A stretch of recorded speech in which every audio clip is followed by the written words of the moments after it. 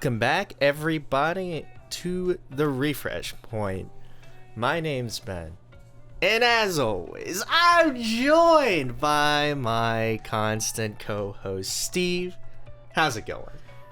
We're right in the middle of those dog days of summer, getting beat down by work, getting beat down by the weather, but we're on the ramp to the hype train because competitive season is approaching fast. It's approaching rapidly.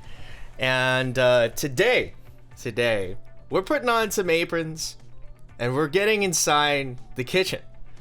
Not to cook some good food, although we're both, I would say we're both great appreciators of good food, right? Absolutely. We're big fans of real tasty food here, but we're also good fans of tasty decks.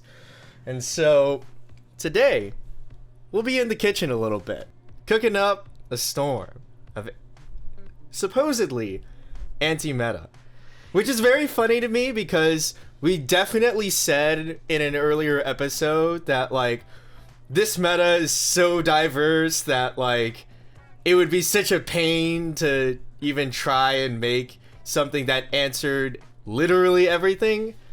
And so, for fun and for profit, here we are. We're going to try, and I don't think we're going to be satisfied with checking off every box that exists in the meta, but what I will say is hopefully by the end of it, we've managed to put together the right set of ingredients to produce something that may not be the greatest, but it certainly has the distinct flavor of anti-meta. And so, for today, go ahead, shuffle your decks, tap or cut, and let's get right into the refresh point with some breaking news. We got Houston! Woo! Yeah. Good. That's what I like to see. We were on some copium, on some hopium. I at a shop challenge earlier that spoilers, I won, but at a shop challenge earlier in Austin, I was telling somebody that was still hoping for Houston that, man, you got something stronger than copium, and I won it. But he was right, and we do have Houston. What's great about it is that they waited until I'd lost all hope. Yeah. And then they came in hot with the next regional where they're like, what a generous god I am. What a generous god. Not only that, we also got the dates. Yep.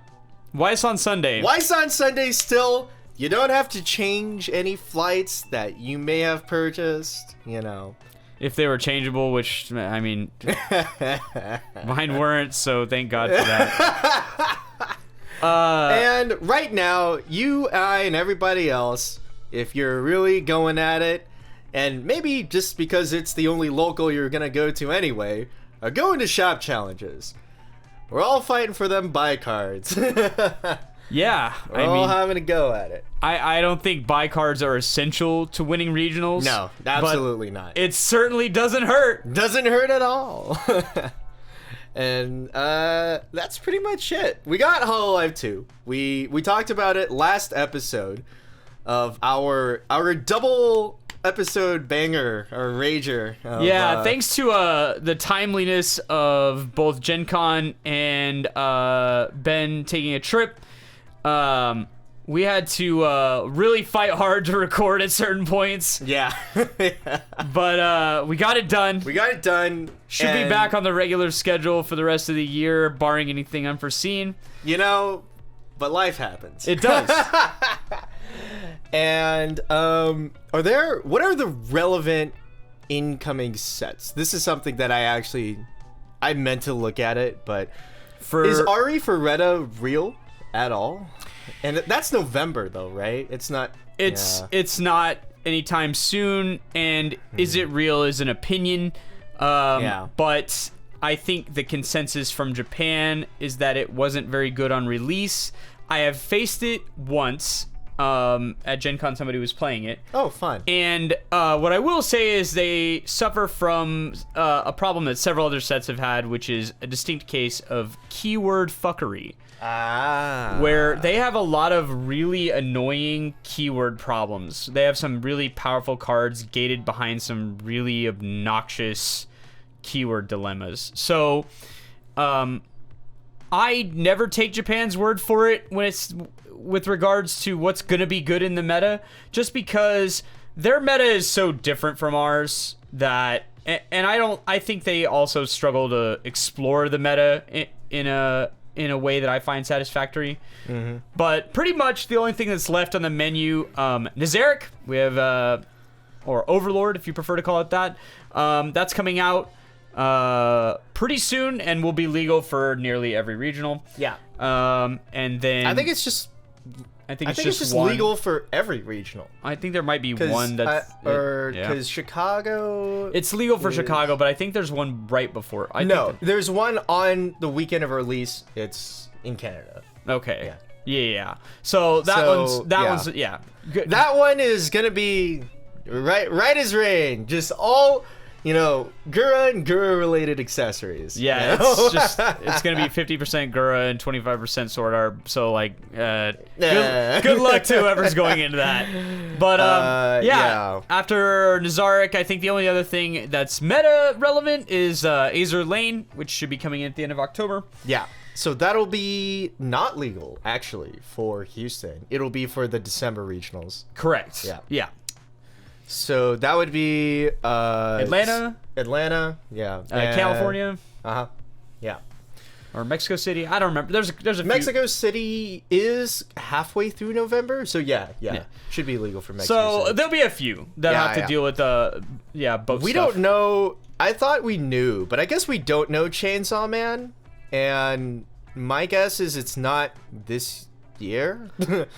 We're running out of release dates. Yeah, judging from the release dates, they already said Strive was Adventure Time. Or sorry, why did I say Adventure Time? It was holiday time, holiday season. So I'm guessing. And they said it would be by the end of the year, so that's like a December date. Yeah, I think the Spy is next year. Spy is guaranteed it's January. January, I think they already announced the date. I don't remember what it is, but pretty sure we don't have a whole lot else coming out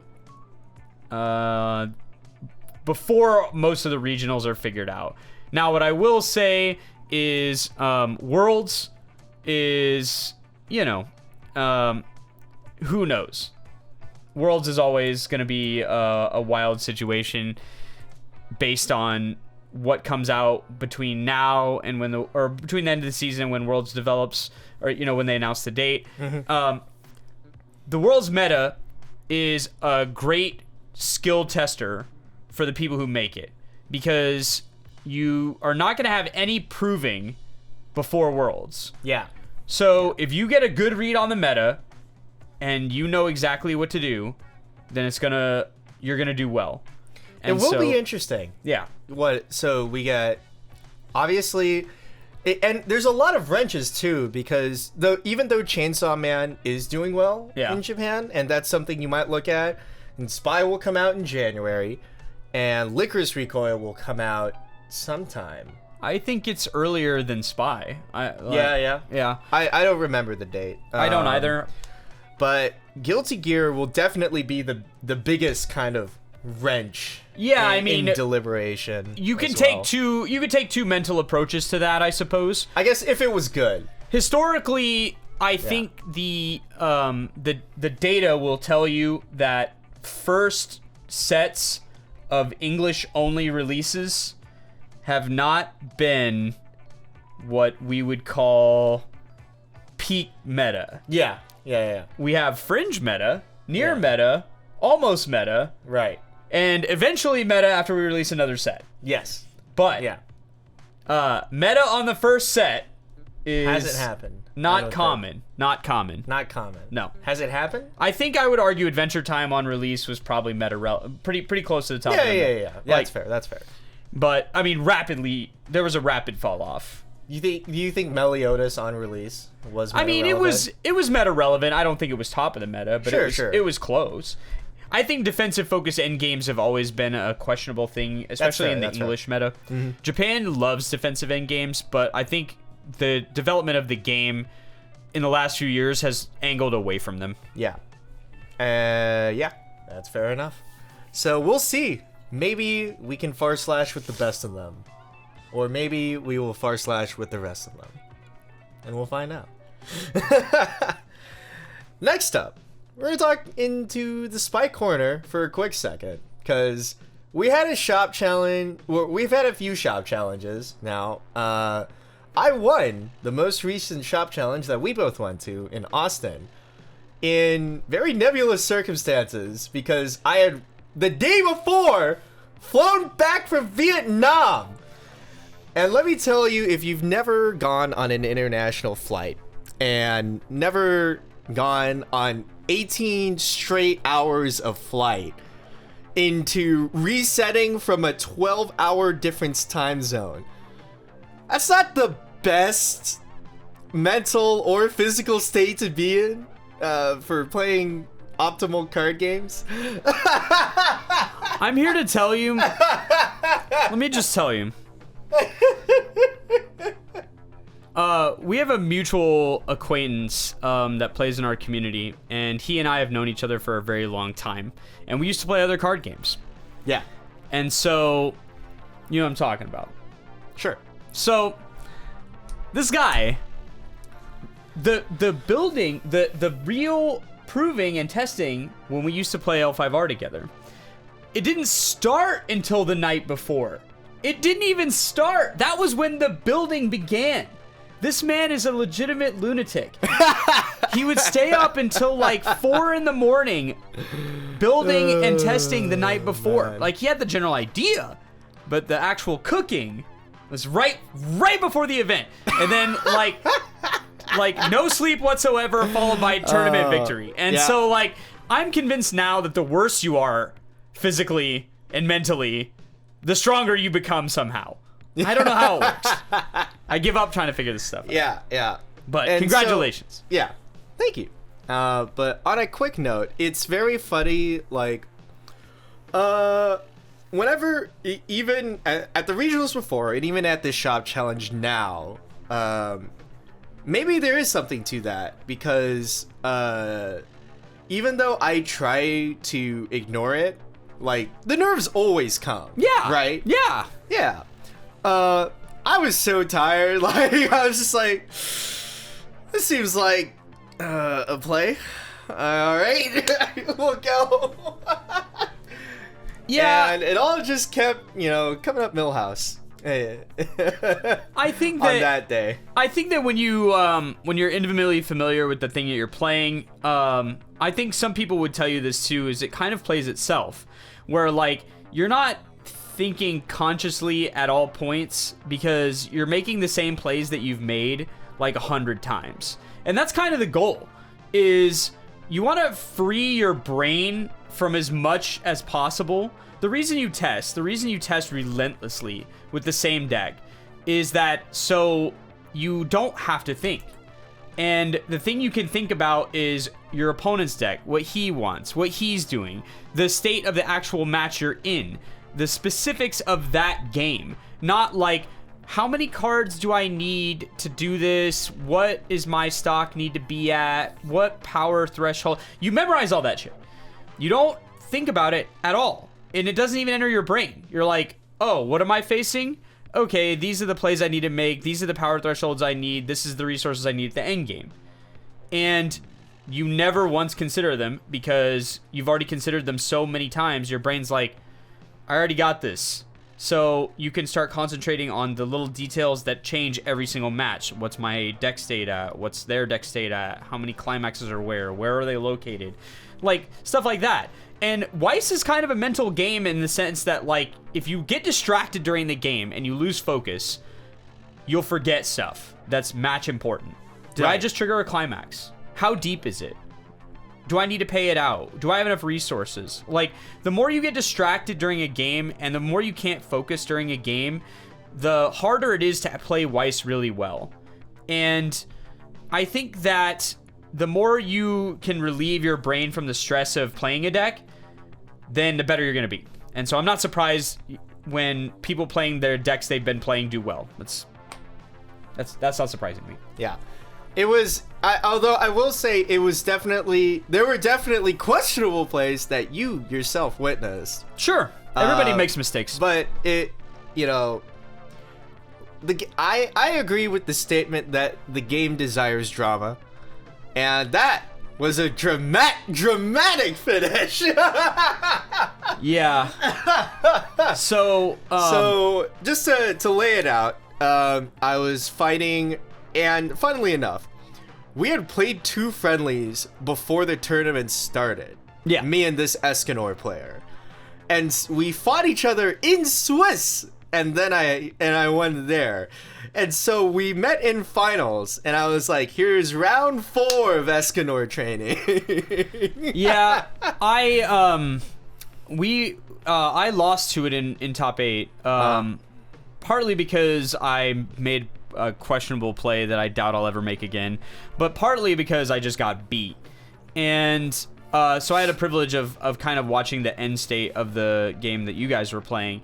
And I will say that at least on the last turn of the game, it was played as well as it could be played, and it just didn't work out. I think that's an important idea that you have to get used to if you want to be successful in card games long term, is that you can make all the right moves and still not win.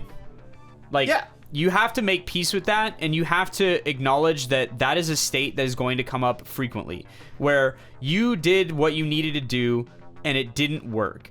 And it wasn't because you misplayed, it was because it didn't work.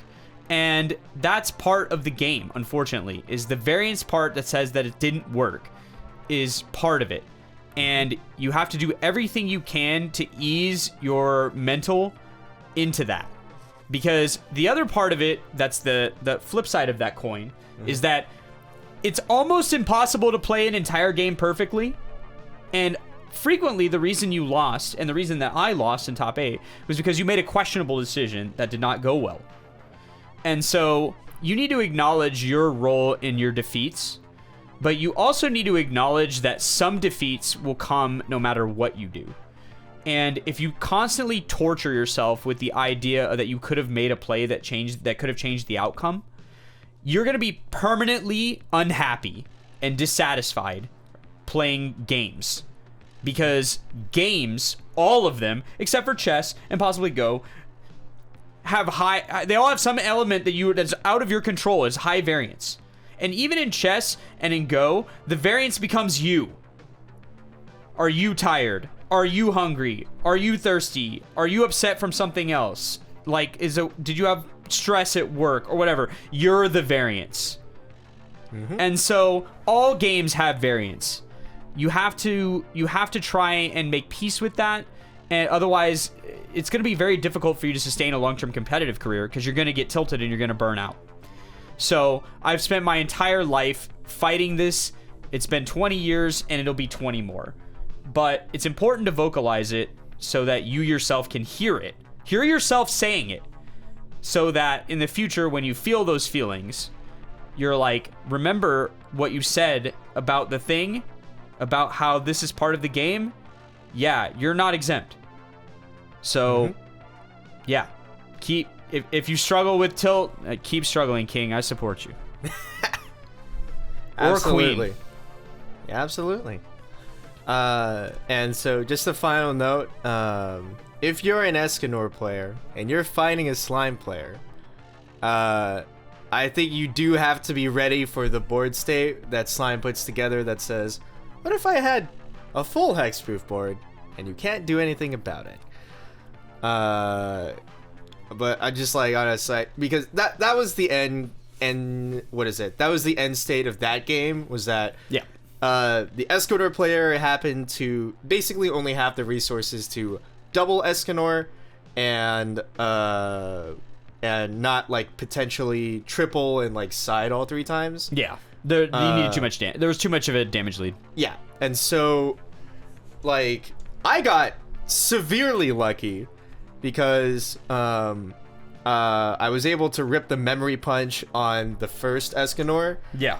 And then the last Escanor triggered, over-triggered, and I was able to cancel on the last point of damage of that attack. Yeah. So, you know, the game desires trauma. It does. It fishes for it, it feeds from it, and, you know... I've always said it. And the more I play, the more it's true. There is no game that desires drama like Weiss. So, hopefully... if you're new to competitive play, or if you're new to competitive games, or competitive card games, those feelings that you get when you play competitively, they're never gonna go away, ever. You could play for a million zillion hours, and you will still feel, as long as you care about winning, you will still feel them. So it's important that you learn to deal with them, acknowledge that they're happening, and try to do your best to stay in the game and stay concentrated.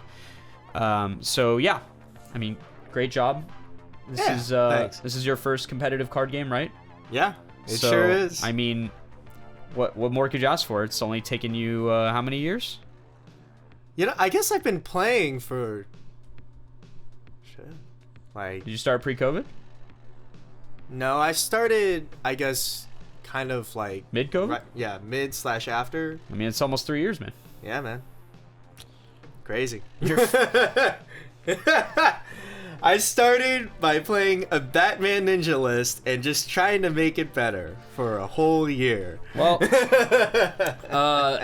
we'll see who gets to the next regional victory first, but I'm not gambling on me, so good luck. Well, you know, maybe Steve, because in order to try to get either of us to the next regional win, both of us have gone into the kitchen. Yeah. It's time to put on the aprons and cook a little bit, as we've mentioned. Sure. And, you know, if we like the results of what we produced today, and even after this episode, and further, you know, simmering and whatnot, we might be breaking this out at the next regional, and maybe it will be you or I. Yeah. So let's talk about it.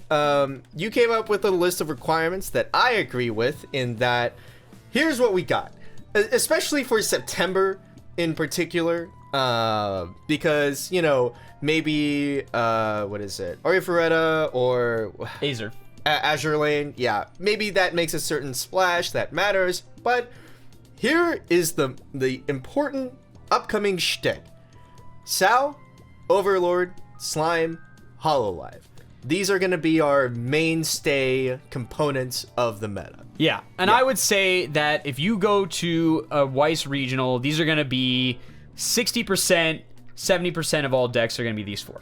Now then, will there be other decks? Yes. Of course. It's a relatively small card game. The chances that you see a rogue deck in early rounds are high. I think it's also an important thing to remember is, unlike Magic and unlike Yu-Gi-Oh! And unlike other sets, other card games that are competitive, unlike Flesh and Blood, people play Weiss with their heart and not their head. And so, just because a deck isn't at the top of the meta does not mean that it's not going to get played. You better be ready to fight the Batman Ninja, you know?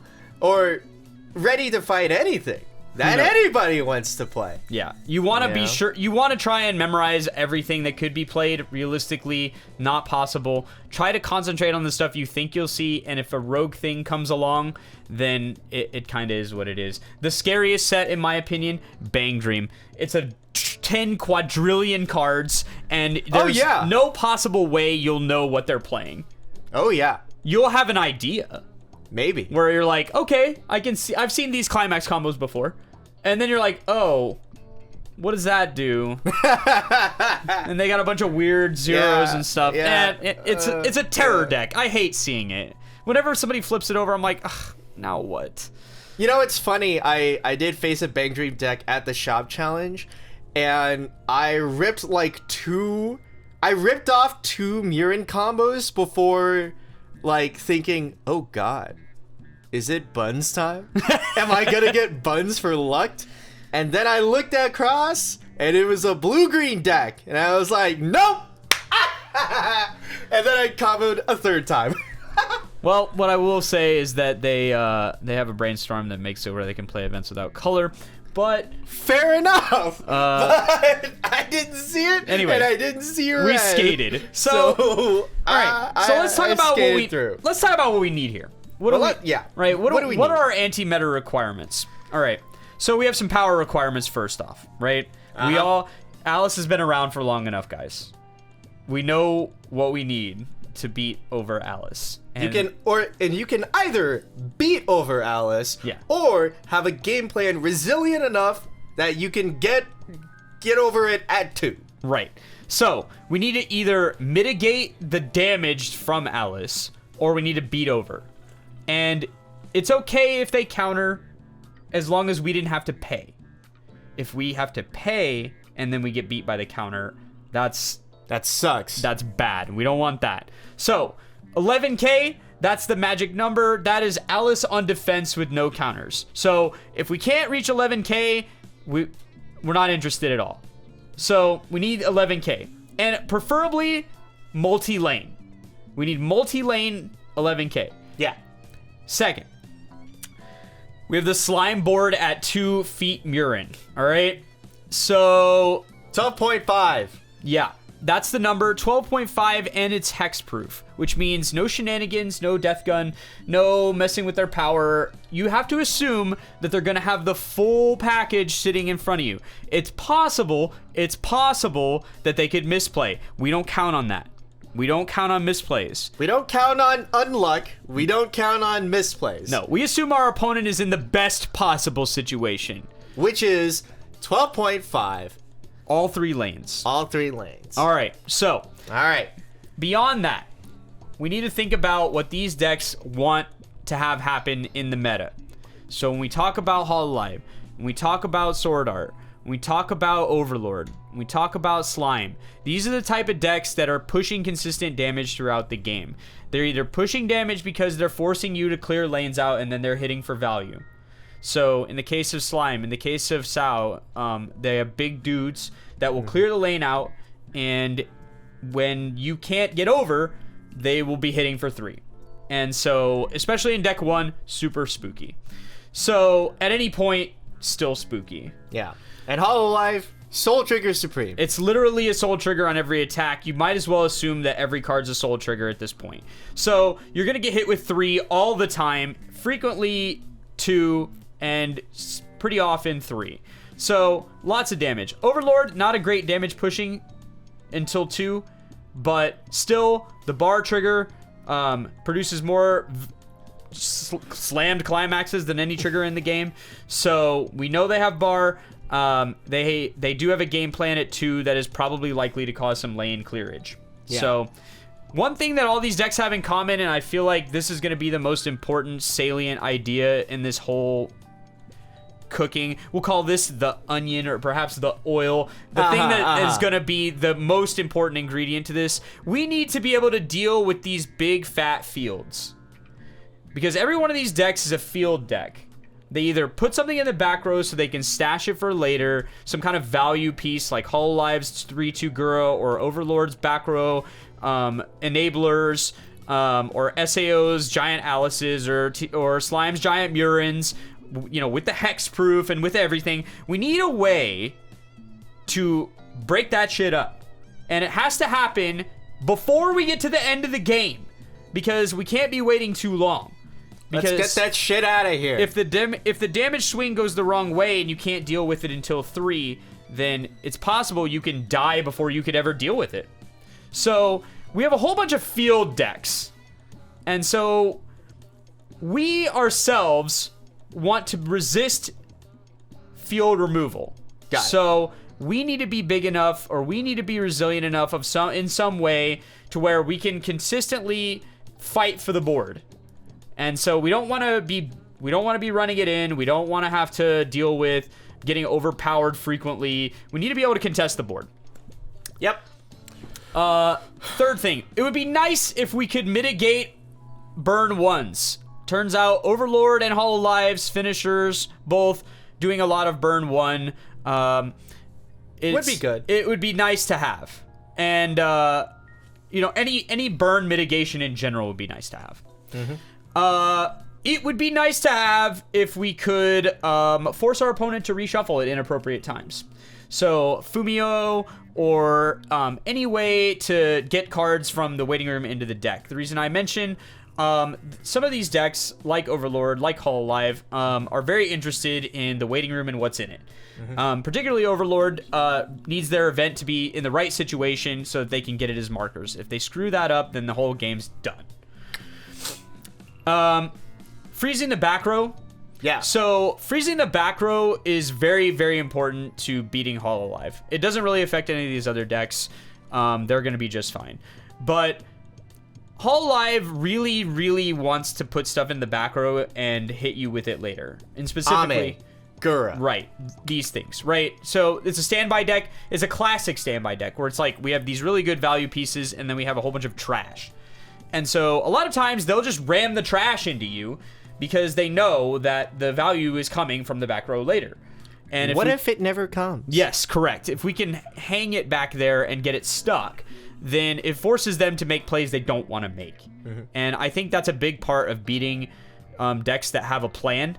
So Escanor and Hololive are decks I like to call decks with a plan, where they mostly ignore the field and are concentrated on hitting specific resource breakpoints, where it's like, I need these things on the board with this amount of money and this amount of hand, and I'm going to win every single time if I do. And, you know, Escanor was the classic one of these sort of decks. Iski kind of feels like that sort of deck, and Gura is absolutely that sort of deck, where it literally doesn't care about lanes, power, or anything except for hitting the right resource breakpoints to get triple Gura and setting it all up and then blowing you out. So we need a way to do as much as we can to screw that up. And obviously, lastly, we need this deck to not be shit. Yes. It can't... And not to say that somehow... I think it'd be a greater task to make a deck that beat all of these, but was also shit into most other things. But we would like that to not be the case. Yeah, so we can't go too far back in the meta.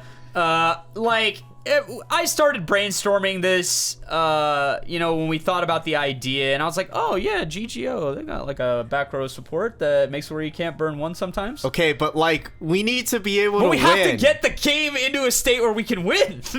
Like, all of the combos of GGO are reverse combos! Yes, and none of them can beat Alice. Yeah, so... we need to be able to win. So, yeah, we can't dig too deep into the dumpster because we will quickly find ourselves in a situation where we're never hitting the power numbers we need to hit. And even if we get cool stuff like you can't play events or you can't move or you can't burn or whatever, we're grabbing, like, we're checking one of these boxes, but, like, we're sacrificing a lot of the other boxes to do it. That's not going to be the recipe for success. So we can't have 5 onions in the sauce. So we got to balance the ingredients. That's the most important thing here. Some, what is it? I guess some honorable mention ideas that I ran through after you even mentioned. So GGO for fun. Yeah. There's a 2/1 that mills the opponent at their attack step. If it's a 1 or higher, or is it a 0? Either way, it's a coin flip. But if you win the coin flip, you get no burn ones. Lol. Yeah. ReZero has like an old no burn ones. No burn ones. Yeah. It's also ReZero. Memory Snow. Yeah, Memory Snow. Snow. Yeah, Memory Snow. It's also Memory Snow in the current meta, so I mean, maybe, but I mean, you just lose to Sword Art. I mean, you just lose. Like they'll just break you in half. So that's not gonna work. Yeah. What is it? There was it's talking about fun like reshuffle stuff. Yeah. Mob has a not only a trait loss if you just want to be funny and kill Slime's power condition at 1. Yeah. Or like Quint's encore condition. Yeah. It's a trait loss on a 0 stock swap. And Takoyaki, which lets you refresh both you and your opponent. Honestly, if Takoyaki was in a set that was relevant, it would get played. But unfortunately, Mob Psycho has no real one combo and no real finisher. So I guess like you have the yellow combo, which isn't awful, but I don't know how it stays on the board against Alice. Because you get bounced back, but you need to be winning first. So better hope you hit one first. You better hope you hit one first, or you have to side. Siding for 0 sounds awesome. Yeah, I love that. It's win. Yeah. I think. No, it's choice. Is it? We're gonna play 8 choice in that idea. Yuck. Or you can play standby. I would rather play pants, so I could at least double attack. Pants, both reverse combos? Yeah. Fuck it. Yeah, it's funny.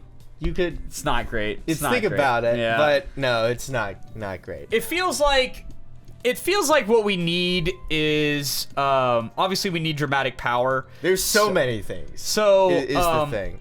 Don Machi has dramatic power. Yeah. I will say. Yeah. Don Machi does have the dramatic power. They have the power. It has the freeze. Yeah, they've got the power they need to beat over Alice and Slime. And they have the freeze on a very useful character that they definitely are going to run 4 of. Yeah. So good fucking luck ever getting anything out from the back row.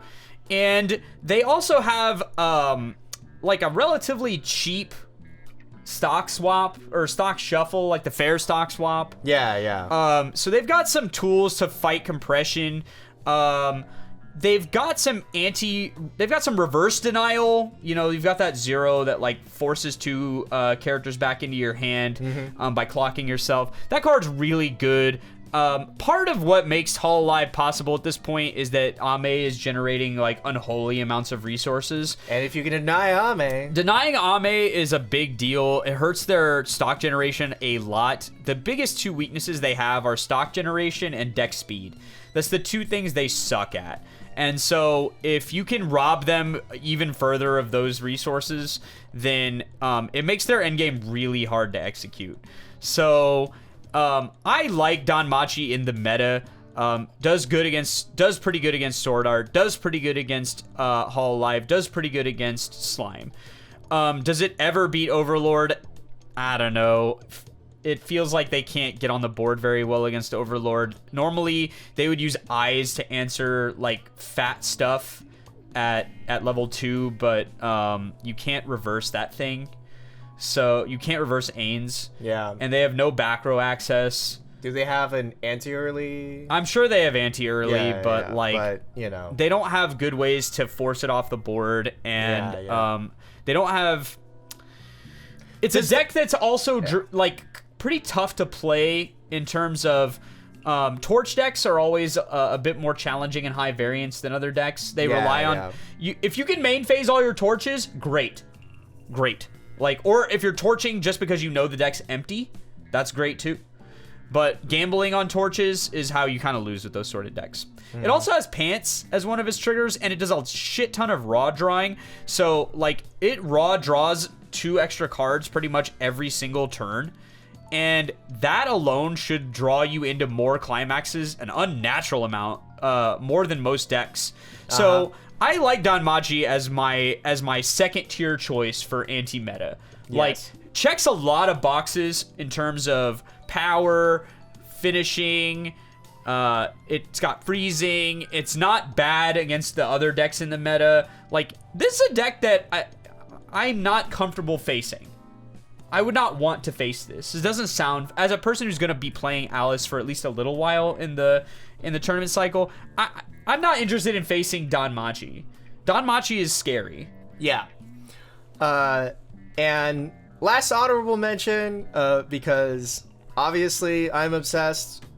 I looked at Beaufry. I was like, you know, it has a downgrade on a 1-0.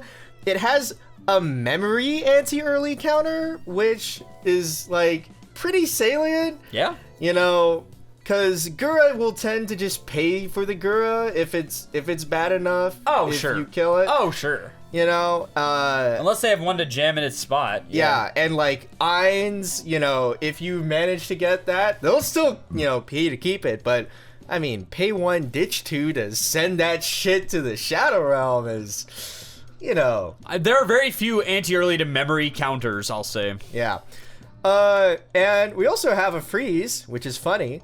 And it's a very generic one of just can't move to another position on stage, but it's just on a shit 0 that does nothing else. It's got a power benefit, but it gets a demerit when it gets reversed. It goes to the bottom of the deck. But Yeah. it trades that for 1,000 power. Yeah. So it's And kind of fine. It's kind of fine. Yeah. You have a 2/6 combo that's just like Fine. fine. Doesn't beat Alice. No. And then the funny idea was to just jam this turtle in and just fucking fist fight at level 2. So yeah. So Syrup is hexproof. It's hexproof. And it's level 3? Level 3. On attack, gain 1k for every other guy, and we have this level 3 assist that grabs Syrup and has the stand mechanic. Nice. You know, we love the stand mechanic. But actually, because we're 2/6 a lot, and Yeah. like we might have some shit in our hand that we Yeah. don't want to play, we can make that a turtle. Yeah. And then this early play healer instead of the 4 or more. Sure. We get a Does it need the level 1? It needs a level 0 in clock, which is, you know, annoying as piss. But you get to be an 11k base, and it heals a character to bottom deck. It's fine. It's like a regular card. Yeah, it's just strictly regular, but Having to play green in this set keeps feels the power, but feels yeah. gross. Yeah, definitely. Because green is by far the most scuffed color. Oh yeah. But there's some things to like here. And then we're playing 8 pants. Yep. And that is the part that I feel the most shit about. Yep. Because all of the finishers are not great in some way, shape, or form, and this one's not great because it's just IC4. IC4 for free, yeah, but like, And then we get stock swap, if we want, which we want. yeah. Probably. I guess maybe if we hit 3 first. Yeah. Although I guess in this meta, you kind of have to hit 3 first or you're dead. So fuck it. Yeah, I feel like the other thing about Icy Tails is that like we have Icy Tail, we have Musashi, and we have a guy that gets out a level 3 for free at the end and gives it shot. Yay. So you know what?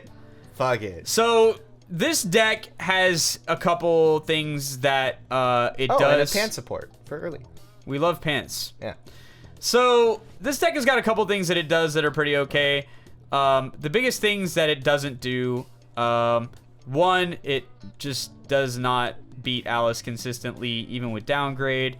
Downgrade is one of those things that's really good in multiples and really bad in singles, because if they get to Alice combo first, they'll just use the extra stock they just lost to deny you by paying 3, and then they know you have to run it in, and so that's not great. The other thing is not super sure this can win in the meta against the other stuff. I don't know what you do against Quince. No. Yeah. it's not. I don't think so either. It's not great. It's a deck that's there. But I think that it's worth building and playing, because if there's one thing that people don't do enough, and I'm sure I've preached it a lot on this channel, is please just build whatever your ideas are and play them. Just build it. Just send it. What's the worst that could happen? You waste like a couple hours of your life being like, and you'll know immediately if it's too bad to continue.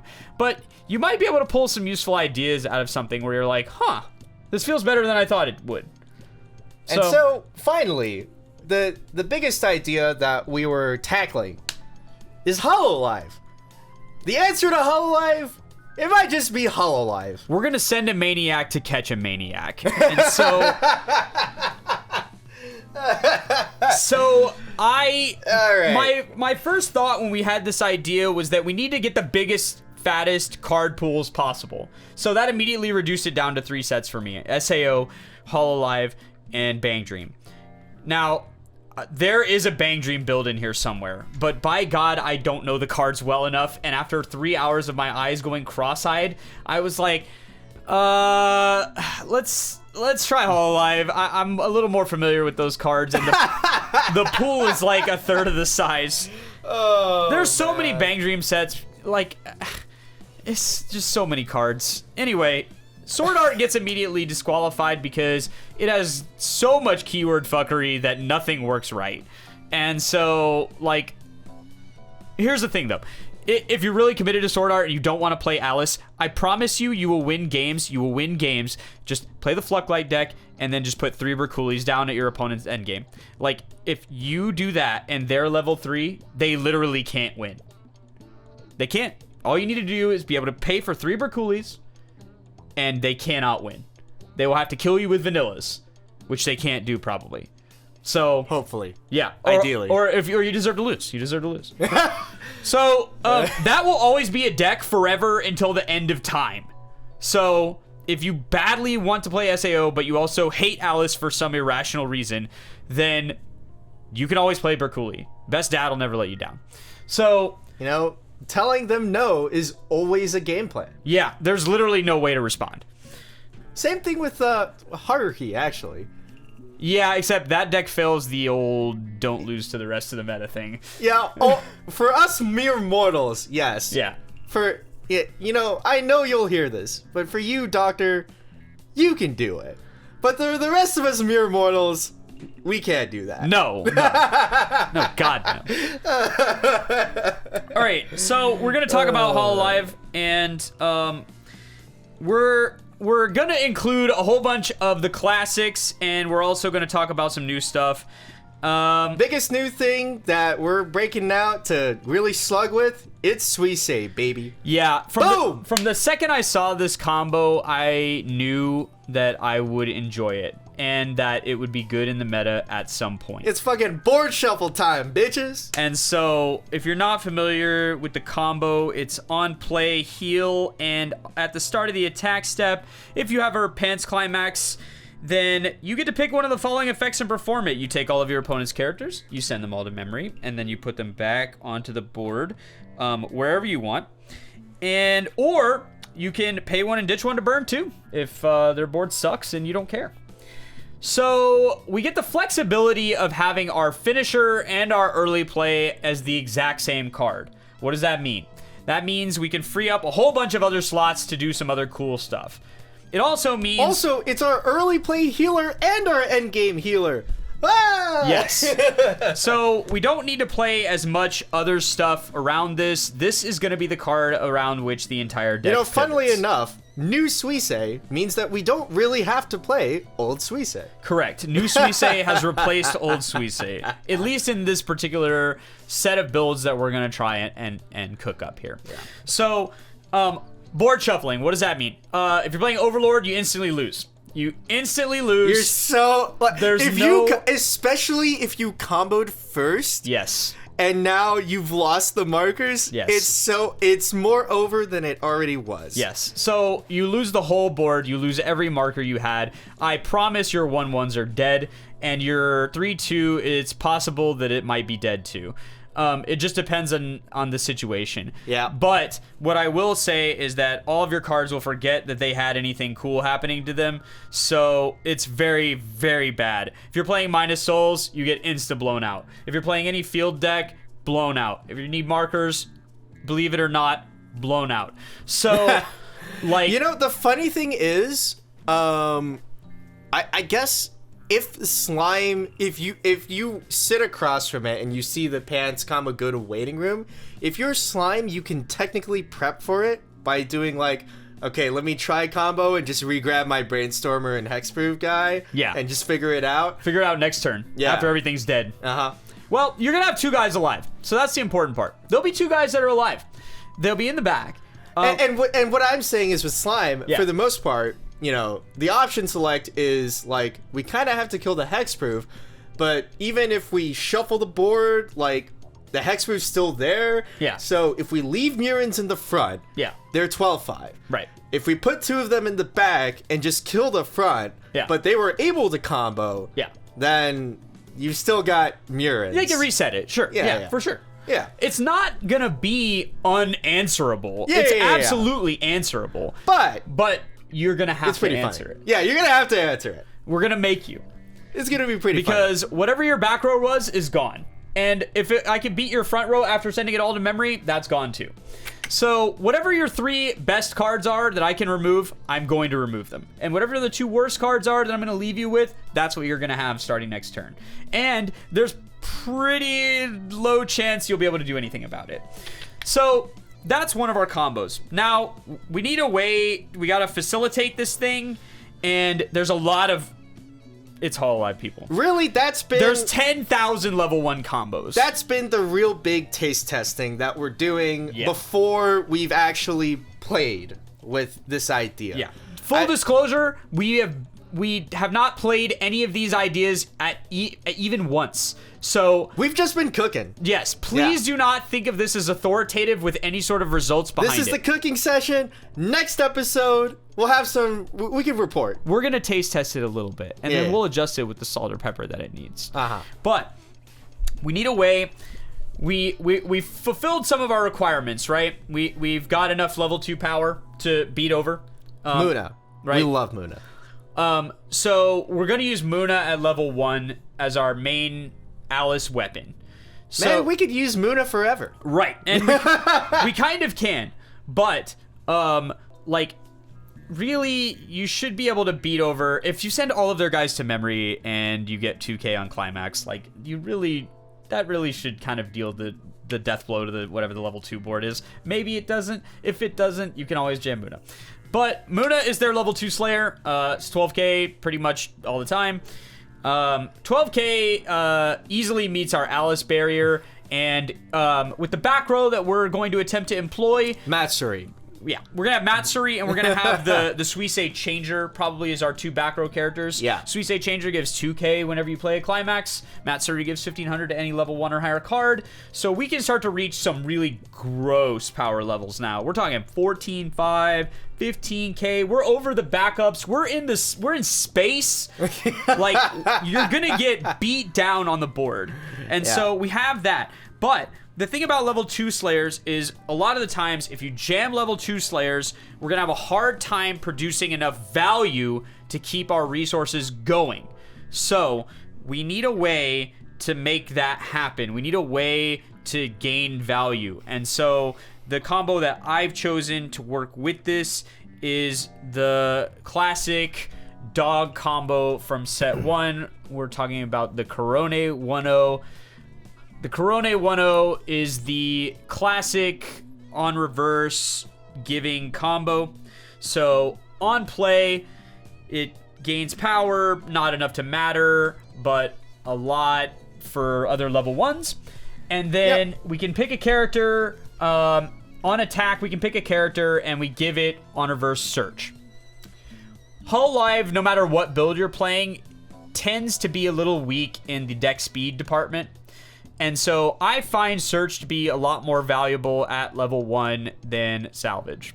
Because Salvage in deck 1 is going to require you to, get some decent stuff in there. Not that it won't happen between, a combination of like damage and so forth, but it'll get there eventually.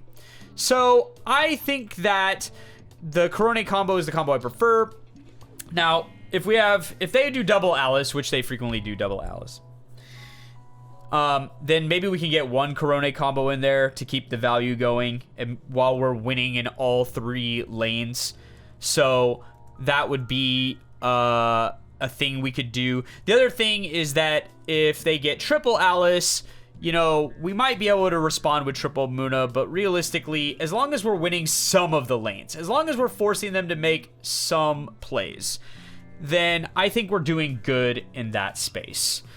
The other level 1 that I decided to toss in here, and I think you could go with a lot of choices here, or you could just jam more zeros. There's a crony JC that I badly wanted that we kind of left on the table a little bit because you kind of left it on the table. I would definitely find a way to jam it in this thing. Yeah, because it lets you re-Muna them, which is like pretty nice. I went with the Aqua because one. It's a very cute art of a Aqua wrapper, which I am weak to. But the other thing is that when it attacks, it gives all your characters the ability to twin drive if they trigger a climax. Well, not twin drive. It it replaces the, It replaces the trigger with a stock from the top of the deck, which may or may not be clean, and then you get a hand fix. Yeah. So I think that's really cool, and I want to give that a shot. Realistically, it could be a number of things. Doesn't have to be those things. So the cool things that we have, the other quote unquote anti-meta stuff that's available, is downgrade. We love IMA. Yeah, we're gonna do thick downgrades. So the reason I went with yellow blue partially was because I was considering whether we needed off finishing. But the other reason is so that we can play IMA. Yeah. IMA is devastating to some boards. She is extremely problematic for Gura. She's extremely problematic for Overlord. Overlord? Typically, they can only give one of their guys hexproof, and you can always hit the 1/1 to get it off the board and force them to make more plays. So it's a very good card in a number of matchups that I really like. It sucks against slime. It does very little. Really? I mean, you get the hexproof. Yeah. And then you get one Murin. Maybe. I mean, it's one of those things where, like, if they set up for it and they get the double hexproof down, it does nothing. True. But, like, they can see it coming, and it's a question of who gets the setup and who gets the outplay.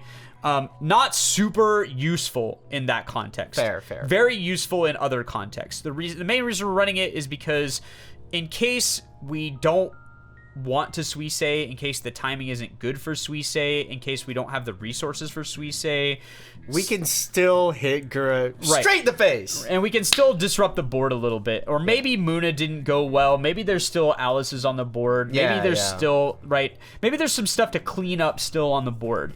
And we can clean that stuff off the board. Or maybe we're playing against quintuplets and we want to get their level 3 back rows off the board. We want to get their, their big accessory pieces off the board. We just want those guys to go away. Speaking of getting things off the board or keeping them right there, they printed a grappling hook effect on Noelle. On play, pay to move a guy. And also, drop surge. Yeah, totally reasonable card. Yeah. So if we don't need to grappling hook them and it's in our hand, it's a hand fix. Yeah, and so the worst thing it could be is a drop search, and which is not a bad thing to be the worst thing. No, I mean, it gets a power demerit for having so many good effects, but we're not playing it for power. We're playing it, in the context of drop searches. It's much worse than the Miko drop search, but we get this benefit where I have noticed that in the limited time I've been facing Hololive decks have a real strong tendency to run it in. Oh yeah. At every level. Where they're like throwing zeros at you to do ubiquitous amounts of damage. But if you do that, now there may be a punish angle here. Where I can grab something valuable from your back row and drag it up here and then clear it. I love Prankster Ramrus. Yeah. For that reason. Slime players continue to unite. Prankster Ramrus is a great one-of for every version of slime deck that you're trying to run, because it turns out the best way to grappling hook is to do it for no money. Yes. If you have a free grappling hook, by all means. And sack self ditch one. It's not a real cost. No. No. Not for the amount of value that you can get with a real juicy pull forward. Yeah. And so, if you're playing slime, highly recommend no notes. And even if you're playing AOT, there's a blue one, blue 0 that does the same thing. If we're doing the Rhine time, Yeah, if you're Rhine timing, you also have a grappling hook. Do what you will with that information. Yeah. The other 0 that I cooked up that I thought was pretty reasonable is A Step Toward the Future, Yukihana Lamy. This is a Lamy 0. This is the SP for Lamy. So if this deck catches fire and this card triples in value, you can thank me later. Yeah. So we have on play, we target a backstage character whose level is higher than our opponent's level, and they can't straighten. So this is an exclusive standby tech where we want to drop this after they tech down a standby character and then they're kind of stuck. This is like freezing them. Because they're not going to want to move a tapped character into the front stage. They're going to leave it right where it is. And so clogging up the backstage against standby decks is super frustrating because when they trigger future standbys after having to leave a character back there for a while, it starts to interfere with their ability to get on the board. So it's hard to keep your ASCII and your Brainstorm and some dude that got stranded on the board all at once. Eventually, the standby trigger is going to step on one of those things. So, really annoying card. And again, we're pairing it with a very decent second mechanic where we have on attack and on play, pitch a Hololive character to draw. So we get the chance to fish for climaxes before we attack. We get the chance to fish for climaxes at 0 so we can combo off efficiently. So I really like this card. It is weak on power, but again, like not the reason we're playing it at all. We're playing it to incidentally freeze somebody, and also, I guess, it's a pretty nice discard outlet. I mean, we can discard 2 and draw 2 on the turn it comes out. Yeah. That's better than a lot of other cards. So yeah, I really like it, and I like both of the mechanics. I think that if you're against Gura standby, they're gonna be very annoyed to see this come down because they won't expect it and it will be toxic. So here we are. This is kind of the first pass. You know, we also have some of the other classic elements. We don't need to literally go over every single card in the deck. The rest of it you would be very comfortable seeing. It's all the usual suspects. Stock swap, Wadame, tap counter, you know. We like got the new Lammy, premium booster Laplace. Yeah, we got the Rene hand fixer. We got the Matsuri Brainstorm. So you know what? Just for you, we've even gone over all 50 cards, and we're already done. Yeah. And the IMA healer from set 3 as well. Yeah, and really just to fish for climaxes in the late game in case we run into trouble. And then, you know, to cap everything off, we can't get away from the Suisse anti-early. Yeah. So, yeah. Other brainstorm ideas. Going down the list, Mume as a 1 combo instead, because you know what? Personally, I hate reverse combos. And you know what? There are decks that say no reverse, and I'm not a fan of that. So, yeah. We have Mume. Yeah. We can play Mume. Yeah. Very similar list so far. Just like... less... In our idea. Yeah, less yellow, more blue. Very linear gameplay. And less risk, admittedly. Gets to take a little more liberty with how it builds. But... all the usual suspects. I think it's an important note for this is if you're going to play Suisse, you need to be playing some cards to keep her alive. So you need counters of some variety. The memory counter, counter, yeah. Koyori, research result Hakui Koyori. Yeah. Yeah. Honestly, it probably should be in that other list we were just talking about. It just happens not to be there right now. Yeah, you know, I prioritized the strict anti-meta because I thought that anti-early would be better than memory. But the more I think about it, the more I'm thinking that, like, I'm playing Suisse and I don't care about anti-early at all. What I actually want is to just pound you. Yeah. And so Fair. memory is probably the better call. So I think swapping those out is probably correct in most situations. Yeah. The other thing you could do is you could run Mel. The Mel 1.0 gives you crap loads of possible free resources and has on-act power. On-act power lets you do some very annoying things during your opponent's turn. Makes your counters unnaturally strong. And so you could tech things in like the Mel counter, which is like top stock or leaf counter, excuse me. You could run more counters to kind of like shore up the situation. The other thing you could do is you could tech in some level 2 supports to try and get your Suisse to some like thicker power levels. My level 2 support is IMA, and it's a 3 support. But if I think I need it. But honestly, I feel like supports are less needed in this build. If anything, I would rather have the brainstorm, the green brainstorm that you can ditch to save the soar brainstorm. Yeah. You know, it would cost you Matsuri's power throughout the game, which I think is unacceptable. But if you wanted to trade that out and have a better Suisei, a more resilient Suisei, then I wouldn't hate that. Yeah. And also, because not only do I not like reverse combos, I also like money. And there's a new combo that generates both hand and money if you simply join the Secret Society. Yeah, so our part of the anti-meta of this is we're going with Orca. Orca beats Shark. That everyone knows it. It's not deniable. Undeniable. We have the Orca combo here, the Chloe 1-0.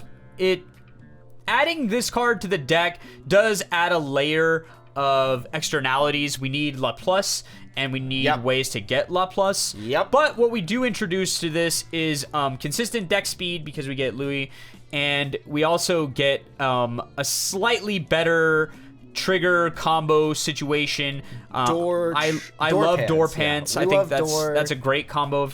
And Chloe has a chance to generate some like sick resources. Oh yeah. You don't have selectivity as much, but what you lack in selectivity, it's just added from waiting room.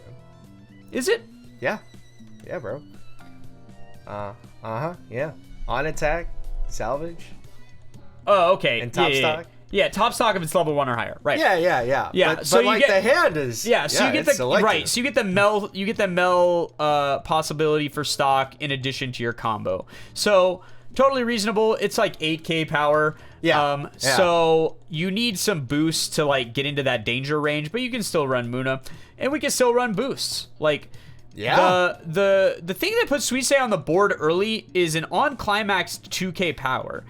Like that doesn't suck. That's a lot of power. And let's say, you know, even if you somehow had a quote unquote poverty one setup of like only one Chloe and like Muna, let's say you just had Iroha and Suisei and bag. That Chloe will now also fist fight Alice. So there's a lot of ways to get power from this set, and so you also get the benefit of playing the Anya 2-1, which will answer most boards very effectively by saying you can't do anything and I'm bigger than you. Also, if you just randomly went to Chloe combo a second time, you can pay 1 to itch 1, search for a door. Yep, you can scoop up a door. The other thing you could use is you could scoop up a door so that you can climax swap it. You know, having free access to climaxes is never a bad thing. So, I think this deck is totally reasonable. It needs a lot more massaging than the Mume build. Oh yeah, for sure. But I think there's something here. The takeaway hopefully should be that just because we're in here cooking doesn't mean we know all the ingredients or that we know all the combinations of ingredients. We're still prepping. You yourself need to take it into the kitchen and start looking at the sets that you own, the sets that you play, the perhaps unknown uncommons and commons and rares that you haven't been playing, that you haven't thought about, or perhaps, you know, maybe one of these decks will inspire someone to think of their take on these sort of decks. You know, this is a huge set. Bang Dream's a massive set. If someone puts out a Bang Dream deck that just answers the meta, I will 0% be shocked.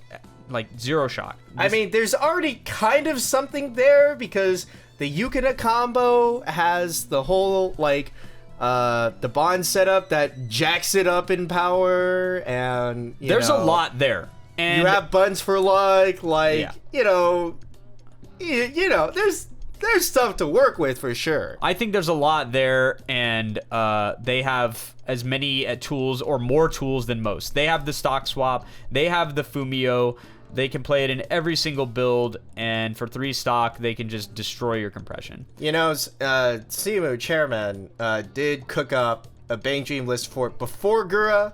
Yeah. He explicitly said that it was probably shit after Gura, which fair. Right. But, you know, Maybe there's just more cooking to be done, man. Yeah, and shout out to the chairman for kind of inspiring this segment because, you know, I'm always saying that we should cook more, that we should build more, that the sets are unexplored. But, you know, your Weiss time's limited if you're old like me and you know, you got real life stuff. And a lot of times you fall into those comfort zones where you're like just jamming the same decks that you know and love. But sometimes you got to get into the kitchen and you got to reach to the back of the cupboard and get some of those rare spices that are going to be the secret to the next winning deck. Shake, shake. And so it goes.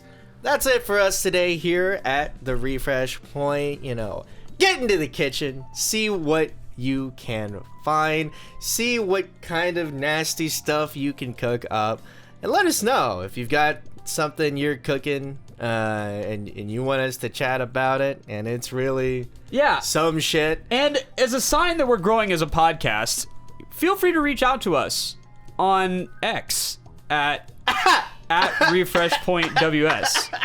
I choked on saying it. It's so. Feel free to reach out to us on Twitter and just leave, or more likely, just leave a comment in whatever comment section that is possible. I'll put a question on the Spotify. It has like this question and answer thing. Very cool. So, you know, leave an answer to the question, or just leave a YouTube comment, or add us on Twitter, and just, you know, see what you can see. But until then, you know, don't you forget to take the refresh point.